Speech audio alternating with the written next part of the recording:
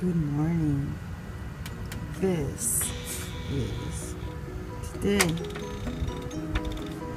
perfect day to get together and do a seed exchange. There's nothing better in a day like this than meeting with enthusiastic friends and talking garden and plants. I'm really looking forward to this. I'm going to clean my house and get some space ready to spread out seeds with friends. See you later. Okay, here we are. We waited for this moment for a long time, and here are my friends. Please meet Penny and Astrid. And we all brought our seeds along with us. I have quite a few. I have this one here, Autumn Beauty. Oh, It's nice, isn't it? And I have seeds from my own sunflowers that I grew last year, the really, really big ones. Cool. Yep, can share those. I'll take some. Okay, yeah, I'll take it. I'll take some of that. You know what I've tried to grow for years and I don't have much luck is foxglove. Because it's a biennial, so it grows the greens the first year and the flower the second year. Yeah, it's a tough one. We had some get a success. stem then. That one does really Oh, good. does it? Yeah. You need Well, Yeah. I grew it, but and it seeds itself, and then you'll get new plants. Yeah. We it's did well with quite, the white one. Yeah, pink one too. All my white ones are going pink. Okay. Alyssa Craig, heirloom, huge, really Yeah, sweet. I'll try some onions. sweet Onion? onion. Okay. some I'll of try that. some onions. Okay. Thanks. You're Would welcome. you be so kind? Onyx. Okay, dark green. Patio Star, I highly recommend. It's a real compact plant. You can even plant it in a planter, in a in Yeah, a pot. I had it in a bucket with a hole. and it Really? worked? Yeah, and so you get it's a small plant and really lots of continuous fruit. So, Highly recommend. Okay, I'm gonna some of leave that. me some because I really Oh, want yeah. some. So What is it exactly? It's a zucchini. Oh, zucchini. Okay. It's really I really recommend because if you don't have a lot of space or you want to put it in a pot, you can do that. That way you have more vegetables because you can just add, some pots here and there and just if Yeah. you don't have space. right, instead of putting flowers in there, put Yeah, zucchini in there. and you can put flowers around it even. You said you don't like nasturtiums, right? Oh, I do. Oh, you in your salad? I thought you said Not it in was the too salad. spicy. I like it in the garden. In the garden, though, yeah. Yeah. I like them in my salad. I find my nasturtiums get too much covered with bugs for me to. Oh, enjoy They're, them they're, in because a- they're a trapped crop. Yeah. They'll get the bugs out of your vegetables. That's why I put it next to, I plant nasturtiums next to susceptible plant. Right. No, I gotta look at that. I got so many Hot of those. melon. And I Oh, don't this like one them. is amazing. You're gonna love this. The Oh, black, that's the one. black Hungarian. It's very prolific. It's very prolific. It's very It was. pretty. It has purple flowers. The leaves are kind of like they become like dark, like green blackish, and purple flowers. And you get these multicolored peppers. Greens They're and reds. thick-walled. Yeah, You're gonna really enjoy this. Oh, you want to put? they're hot. Oh yeah, you said you wanted to. You're really gonna enjoy that. Oh yeah. Thing I made. So how do you mark your plants in the garden once they're in the garden? Like, Yeah, but the thing is that most of the Sharpie markers come off. yeah. That's why the plastic doesn't work very well. That's why you use pencil on old blinds. Right. Pencil and On old old blinds. blinds, like Got this. it. Seriously? Well, this is That's not seriously an old blind. blind though. No. You need an old Just, blind. the old, cut it up into sections. I learned that from the Orchid Society. Pencil doesn't come out. And these blinds are perfect. They hang on to that. It's perfect. Wow. It doesn't wash off because the permanent marker comes off. Yeah.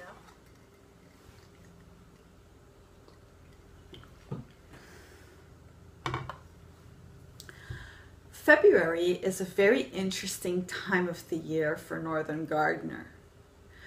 It's kind of like when you put your kids to sleep at night and suddenly you have this time to think things over, to contemplate and come up with new ideas. It's a creative time and it's quiet, and I've really been enjoying that this year. It's a time where I set my ideas for my garden and see just where I want to take my garden with the next season, and think about what kind of environment I really want to create. I don't have a very big yard, but I have enough to work with.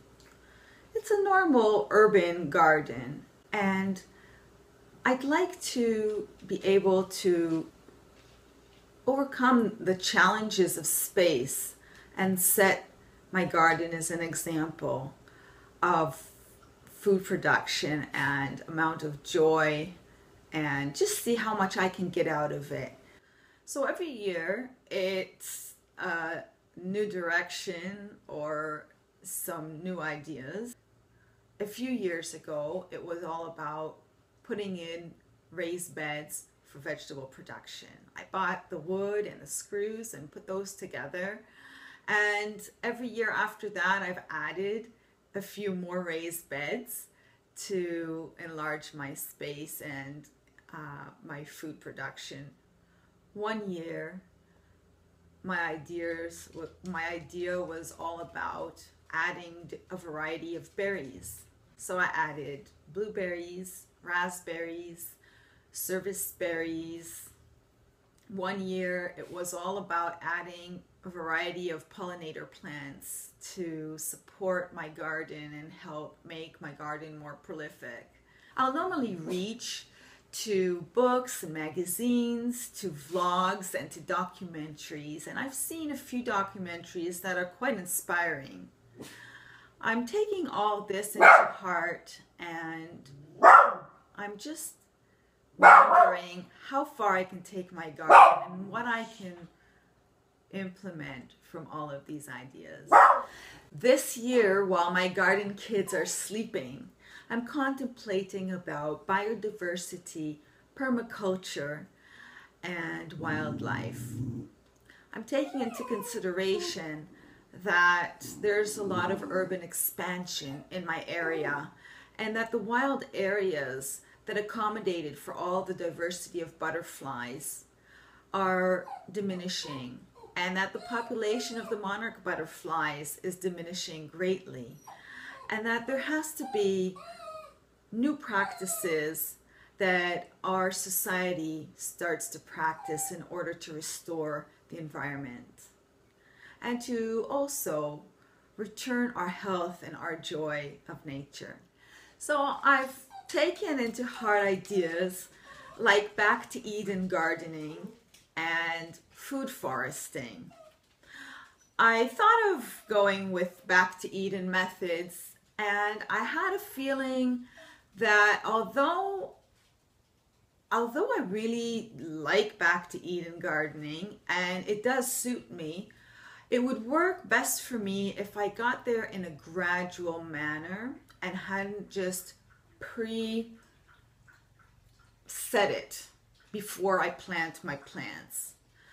I figured, and from looking back at my first year vegetable garden that I did many years ago in my backyard after rototilling all of the lawn that I had there and just doing a whole new garden in that soil, and it was very prolific, very, very successful. It was my very first vegetable garden. I figured that it's best to just add some compost and plant after I remove the lawn, of course. And after that, to take care of adding all the organic material onto the soil and building the soil up from there year after year. Rather than just setting wood chips on, I didn't think that my plants would like it as much. I had to really use my intuition and common sense, and I was already calling around to find where I could get affordable wood chips and lay those on my ground. And I really thought I was gonna do it, but I took a few steps back. And again, I think that for my garden, gradually is gonna be much better. I will add wood chips, but not, as I said, not before my garden is prolific, and not before I do it very gradually and see and experiment and see how it's gonna work for me. So I'm going to allow for a multi-step, rather gradual transformation. I may not get everything right in the first year, but it's going to be a great learning experience, and I do have a long-term goal.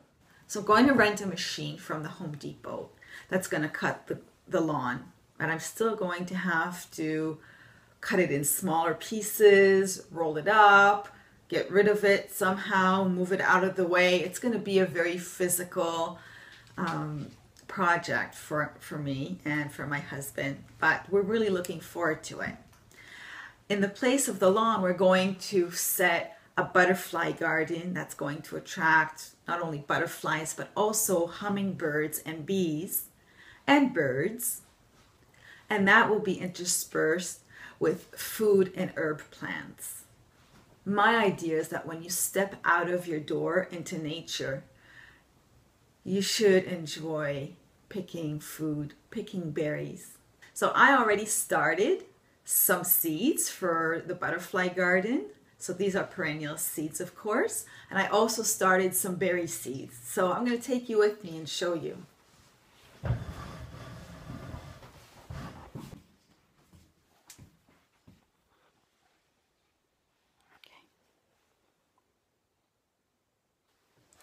Okay, so here are some that I started. I have over here regular goji berries, and these are black goji berries, but really they're called wolfberries. In the back I have milkweed for the monarch butterflies.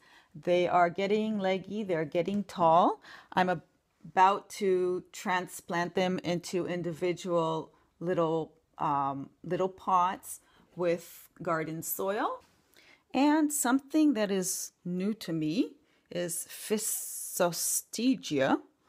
So it should have white flowers that kind of resemble snapdragons. So they came up really nice. No problem germinating them. And what I like about it is that I've never heard of them before. And I like to try new things that I've never tried before. They're supposed to attract butterflies, so I'm going to wait and see how it does. And I love white flowers anyways. I have some seeds that are stratifying in the fridge. I have Aquilegia, which is a columbine, and it needs a few weeks of cold, damp temperatures. So hopefully it's going to help them germinate. For herbs, I'm trying something new, and it's actually sprouting. I have a native of my old country. This is a native of the Middle East. It's called za'atar. Yeah, I'm really excited. I'd love to grow more things that are native to the Middle East. So za'atar is a generic name for a family of related Middle Eastern herbs from the genera of oregano, thyme, and savory. It is considered to be the hyssop of the Bible, in Hebrew called ezov. Za'atar is also a condiment. It's made from the crushed dry leaves of the plant, mixed together with toasted sesames, with sumac and some salt. It is very popular throughout the Middle East, and it's strongly associated with Palestine. Very commonly used by Palestinian people. It's widely used in baking of flat bread and also in salads. and also used to make herbal tea. Oh, and there's one plant that I got through the seed exchange that I'm really happy about. This one is called Nigella or Nigella, probably in English, Nigella. I looked it up and found out that it produces seeds that I'm trying to use more in my food right now. I actually have them in my pantry. In Hebrew, the seed is called ketzach. In Arabic, it's called baraka. And in English, I really don't know. They're little black seeds that are like, kind of look like a black sesame seed that's more fat and puffed up. It is widely used medicinally, and actually the word baraka in Arabic means blessing, because it is believed that those who normally eat these seeds are blessed with longevity and good health, strong hearts, and all around really benefit from it. So it's a beautiful blue flower. It will reseed. It's a self-seeding annual. And I'm really looking forward to having that in my garden. I'm so excited to be able to collect seeds for food production as well. Berries, leaves, fruits, and vegetables, everything. Just so exciting. And to be able to see butterflies and hummingbirds and bees. It's just such a blessing. Yeah, so I'm all set for the season. I've got so many seeds. This is all for perennials, and this is all for vegetables. And I want you to know that I've also come off the idea of only growing heirloom vegetables. I looked into the heirloom idea, and I bought into it, but the crops actually failed in my garden, many of them, especially tomato crops. And I, since then, actually got hybrid varieties that are bred to be very resistant to disease, because I really wanted to have a good crop. And I was very happy with what I got. The taste was amazing. The taste of the hybrid tomatoes that I planted were way better than the heirloom ones. I had so many tomatoes that the whole neighborhood could have had a tomato party. Especially the cherry tomatoes. They are really, really amazing.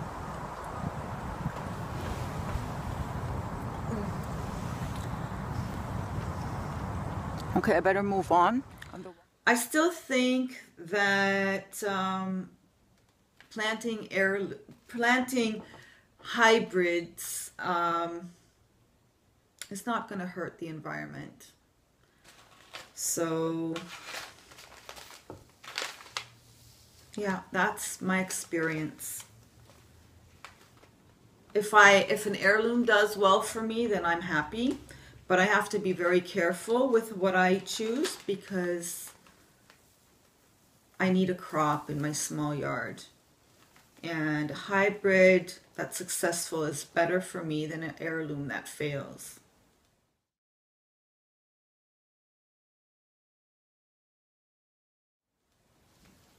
I had success with a few varieties of heirlooms, and I collect those seeds, and I'm going to continue. I love one heirloom eggplant did spectacular, and it's my favorite. And also 1 or 2 varieties or 3 varieties of peppers did exceptionally well, and I collected seeds.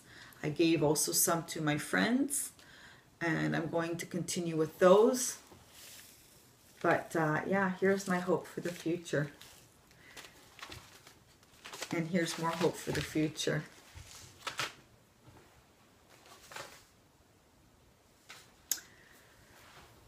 So as you can see, I am happy to drive my garden into new directions, to get more out of it. And I'm happy that the foresty style of planting, the permaculture ideas that I'm about to implement more and more into my garden, are going to keep weeds down. They're going to build my soil, and it should keep the amount of work that I need to invest down to a minimum. Thank you for visiting me on my gardening journey, and don't forget to subscribe so that you can follow up with all the changes that I'm going to make in my garden in the coming season. If you have any garden ideas, questions, or comments, then feel free to post them in the comments below. And I'll see you all next time when my seedlings grow a bit and I get to transplant them and bring them outside. Or even before, you never know. So I'm going to go ahead and transplant some of my seedlings and start some more seeds. And I'll see you all next time. Bye. Bye for now.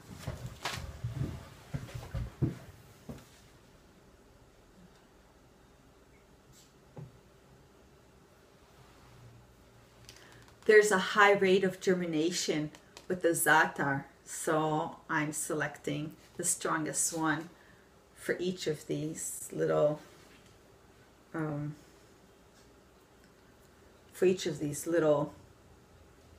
cells, I guess. What are they called?